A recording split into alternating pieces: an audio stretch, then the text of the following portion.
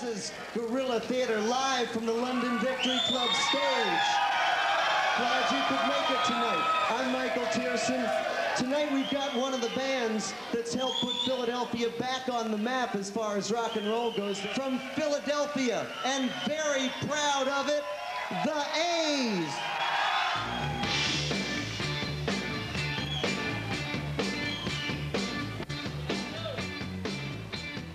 A Woman's Got the Power was recorded in, I believe, 1981. Richard may have a clearer memory of that than I do. It's a bit of a blur. When we originally did the track, Bill Wittman, who is producing today, was the engineer on the track, and Nick Garvey was the original producer of that track on the record. I go back in many layered history with this song that I helped make the original A's recording, and then produced a version of it, the next version to be recorded with Clarence Clemens for his solo record.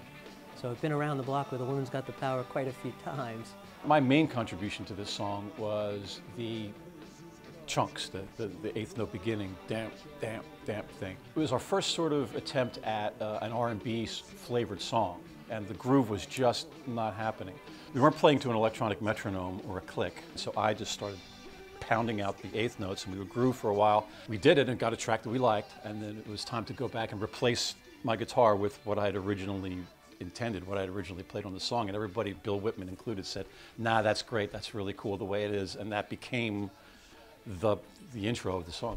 One interesting thing about A Woman's Got the Power in the first place is we were sent back in by the record label, by Clive Davis, to record 2 extra songs to try to have a hit on the record, 2 songs to add to the record. And they also had this song called A Woman's Got the Power that Clive, by my recollection, said, nah, don't need to do that one.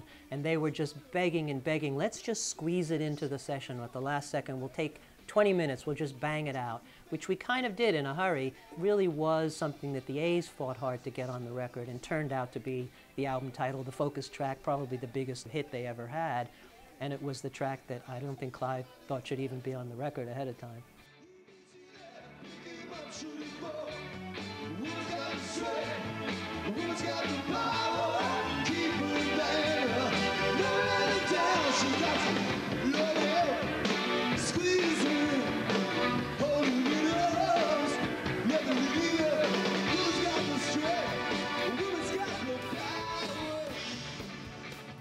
This song and band epitomizes what In the Pocket is all about. When I started this project, it really was a song that I couldn't wait to get to. And it's taken 9 songs to get here, but we're here, and today we have a great band playing. John Ferenzik from Todd Rundgren's band's playing keyboards, Rob Hyman from The Hooters, Bill Wittman, producer, Cyndi Lauper's music director, Rick Difonso, former member of the A's, and Roger Waters, among other great tracks he's worked on.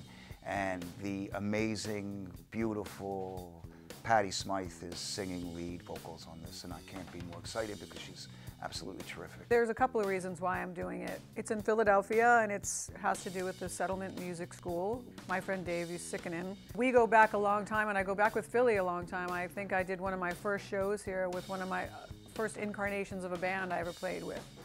And I lived down here in Gladwin for a little while. I'm connected to the Hooters. They played on one of my records. I sang on one of theirs, so it's kind of, there's a history here. And Rick Difonso also, it turns out, who's in the A's, played with me for a couple of years. He was in my band. You know, he played with me after The Warrior came out. He did that tour with me. So that's another connection to this.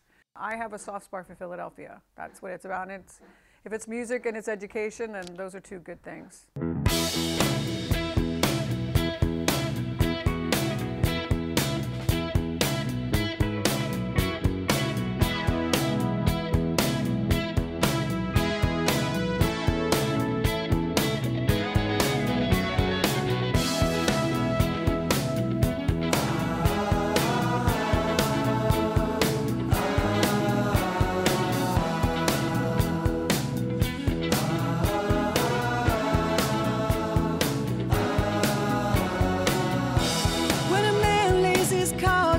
Table, trying to make a name, looking for a miracle, looking for something that he does not know. Walking the streets and there's nowhere to go. When a man's got to fight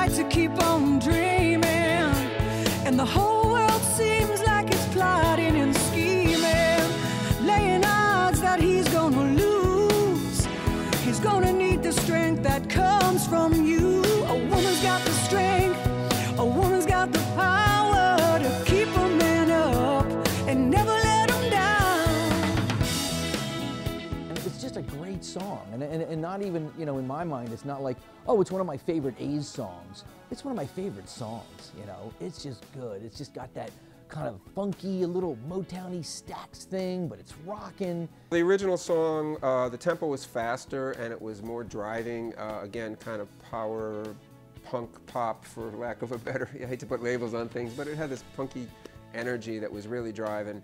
But it also had kind of a soul R&B riff in the guitar and in the track. That was an interesting combination of things on this song because it does have a soulful quality. So I think we're bringing it more to that direction. We weren't quite sure what the instrumentation exactly would be coming in, and it turns out that we ended up using the Wurlitzer piano, which has a classic vibe, and that was not like the original synth texture that was on the original track. So that was an unusual and fun addition. The strange thing for me is that I must have played the song 3,000 times over the last 30 years, and because of that, it's so ingrained a certain way, muscle memory and just mentally the way you remember the song, and to change it even slightly is kind of shocking. You know, slowing it down a little bit, raising the key a whole step. Those little changes seem like they would be subtle, but they're not. It's so ingrained in your mind. It feels great, and it all came together very quickly. A woman's got the strength, a woman's got the power. Keep a man up and never let him down. You've got to love him, squeeze him, hold him in your arms, never leave him. A woman's got the strength, a woman's got the power. I played at the Philadelphia Folk Festival. I played with Todd Rundgren and got approached by David and DALLYN just to say hi, and because Todd was going to sit in with them. And when Dave asked me to do the project, it was kind of thrilled because he's a great drummer. I had seen him with the Hooters years ago. I think In the Pocket has evolved. When you start something, you'd like to see it grow and get stronger as it goes. Today, the project, as it looks, as we are now at this moment, it looks like, you know, we have some 20 people on this shoot and recording. So it has obviously grown, and everybody's much more comfortable with each other. When we first started, the camera in your face when you were working out stuff would make some people uncomfortable, and now we're getting used to it. So I think not only myself, but everyone that's been involved with the project are getting more comfortable with it, the process. As always, we're doing this for the Settlement Music School, which is a great thing, you know, to make music for a great foundation and a great place where people can learn how to play and advance their knowledge and their interest in music, which is dear to all of us. Settlement Music School has been around a long time, and the thing that Dave told me about it, which I think is really cool, is that you don't really have to have some fantastical talent.